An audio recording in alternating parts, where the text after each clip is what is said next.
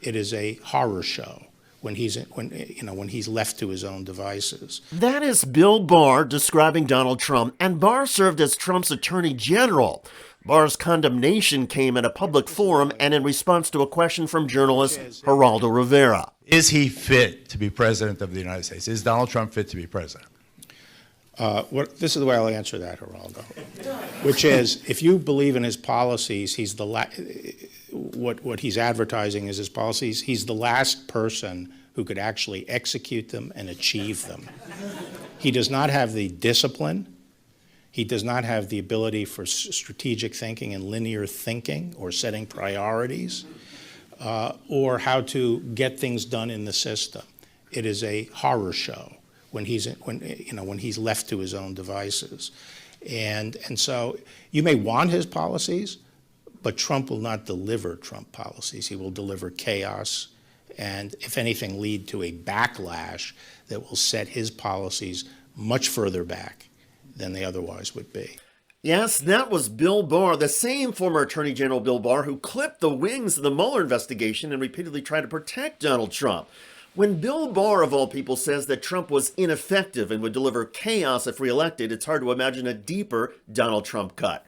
Trump has responded on his Truth social media platform, and it's a doozy. Quote, Bill Barr was a sloppy, lethargic mess as Attorney General. He was lazy as hell and petrified of the radical left Democrats and the fact that they were going to impeach him. I wish they had, which would have meant that he was doing his job, which he wasn't.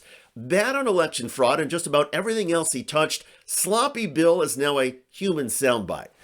So there's a couple of things going on here aside from the usual Donald Trump approach of name calling. First of all, Bill Barr is clearly embarrassed that he served in the Trump administration. Barr has repeatedly told friends that Trump's big lie about the 2020 election was and is horrifying. Indeed, if you recall, in November and December 2020, it was Bill Barr who was the highest-ranking Trump administration official to say that the election was not stolen and that the Department of Justice found no evidence of the kind of fraud that would have changed the results. Barr resigned from the administration weeks before January 6th, and he has told friends that the insurrection that Trump inspired was outrageous. So it seems obvious that Barr is still trying to create distance from Trump and repair his own reputation after being associated with the Trump administration. But there's something else going on here as well. There are several conservatives who believe in Trump's policy goals who see his administration as a policy failure. Instead of limited government spending and tamping down the deficit, Trump increased spending and exploded the deficit. And that was largely through his only major policy achievement, tax cuts for the rich. Instead of immigration reform, Donald Trump obsessed over a wall and left it incomplete.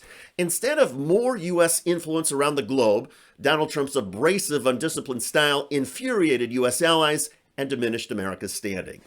Several conservatives have noted that if you take away Donald Trump's magnetism and charisma, you are left with drama, scandals, and a string of legislative policy failures. Many conservatives do not want a repeat and are frightened about what a second Trump administration would bring. It would certainly bring some level of Trump retribution to Bill Barr and other Republicans who are now stabbing Donald Trump in the back. And even if Trump deserves it, the GOP infighting is getting increasingly messy as the GOP nomination process approaches. By the way, one of Donald Trump's biggest supporters in Congress, Georgia's Marjorie Taylor Greene, has been caught delivering lies into the congressional record. Yeah, when I was in 11th grade and Joe Biden made our schools gun-free school zones. Check out that video at the link below. I'm David Shuster. Thanks for joining us.